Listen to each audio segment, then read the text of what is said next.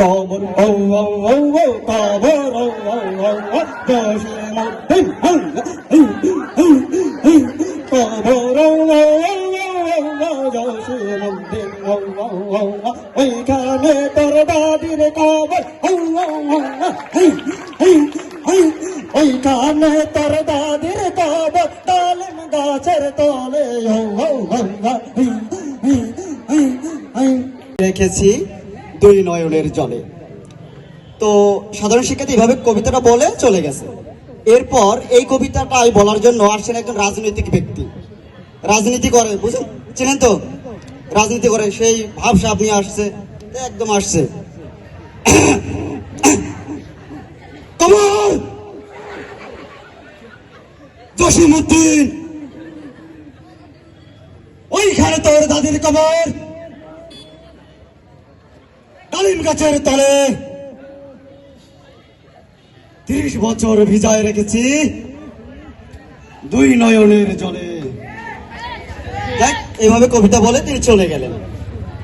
তো এরপর একজন কবিতা বলতে আসছেন যে মেয়েদের মধ্যে থেকে, তার নাম হচ্ছে হাসি, তার কাজই হচ্ছে শুধু হাসা। তো সে মঞ্চে আসছে,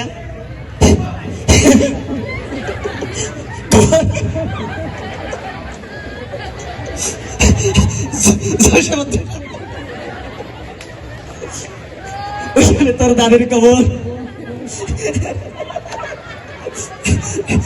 ডালিম গাছের তলে 30 বছর। যাই হোক, সে হাসতে হাসতে এত হাসছিল যে সে কবিতাটা শেষ করতে পারে, সে চলে গেছে। তো এরপরে আসছে যে একটু যে কিছু মানুষ আছে না, যে মনে হচ্ছে ও সারাদিন কান্নাই করে, মানে দেখলে ভাবটা এরকম যে কান্না করতেছে, কে মনে মেরেছে, কান্না করছে। সে আসছে,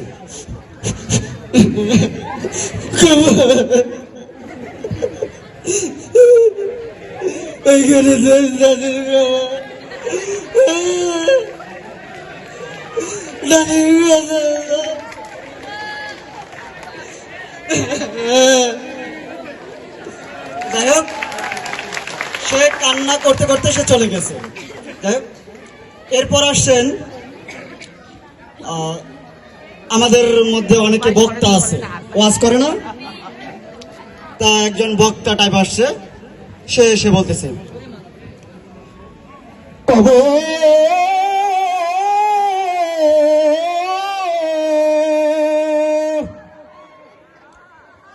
ওইখানে তোর দাদির কবর ডালিম গাছের তলে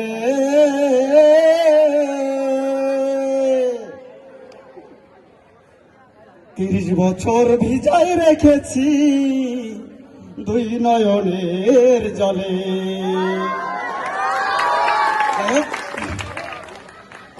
তিনি বলে চলে গেলেন। এরপর সর্বশেষ আসছেন আমাদের সকলের পরিচিত কে, তাহেরি। তিনি এসে বললেন, পরিবেশটা শান্ত না, শান্ত না। ধন্যবাদ জনাব।